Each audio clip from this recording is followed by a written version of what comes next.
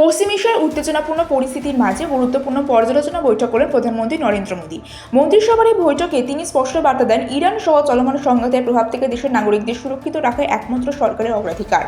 বৈঠক শেষে এক্স হ্যান্ডেলে পোস্ট করে প্রধানমন্ত্রী জানান, স্বল্প, মধ্য এবং দীর্ঘমেয়াদী পদক্ষেপ নিয়ে বিস্তারিত আলোচনা হয়েছে। তিনি বলেন, এই সংকটের প্রভাব মোকাবিলায় সরকার সম্পূর্ণ প্রস্তুত এবং নাগরিকদের নিরাপত্তা এবং নিশ্চিন্ত করতে প্রতিশ্রুতিবদ্ধ।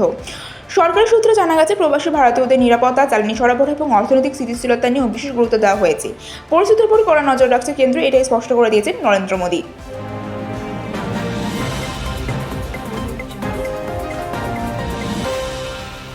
ভোট মিলিয়ে দায়িত্ব শেষ নয়, দলীয় কর্মীদের কড়া বার্তা দিলেন মমতা বন্দ্যোপাধ্যায়। চেতলার অহিন্দ্র মঞ্চে কর্মী সভা থেকে তিনি স্পষ্ট বলেন, ভোটের পর স্ট্রং রুমে নজরদারি আরও বাড়াতে হবে। 21-এর নন্দীগ্রামের অভিজ্ঞতা মনে করিয়ে তিনি সতর্ক করেন, ভোট শেষ মানে বাড়ি ফিরে চলে যাবেন না। লোডশেডিং করে গোলমাল করতে পারে, তাই স্ট্রং রুমে কড়া নজর রাখুন।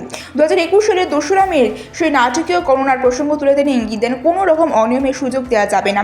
দলীয় কর্মীদের এখন থেকে সতর্ক নির্দেশ দেন তৃণমূল নেত্রী। নির্বাচন ঘিরে রাজনৈতিক তাপমাত্রা বাড়তে এই বার্তা যে কতটা তাৎপর্যপূর্ণ তা বলাই বাহুল্য।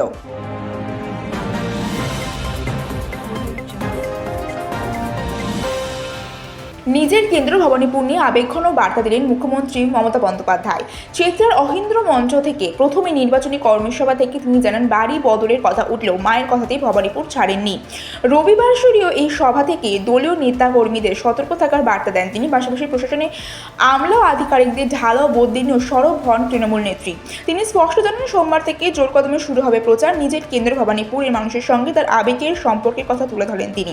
নির্বাচনের আগে এই বার্তা রাজনৈতিক মহলে যথেষ্ট তাৎপর্যপূর্ণ বলেই মনে করা হচ্ছে।